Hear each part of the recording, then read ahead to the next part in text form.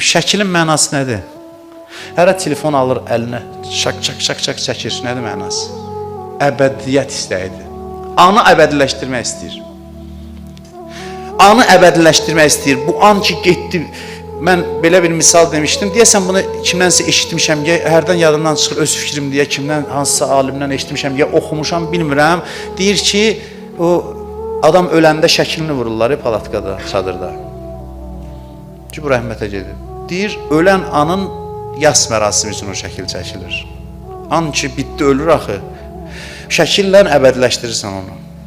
Sən o qədər qalmaq hissi var ki, sən fotoaparat icad eləmirsən ki, anları əbədiləşdirəsən. Şəkil çəkmək dəlildir ki, sən əbədiyyət istəyirsən.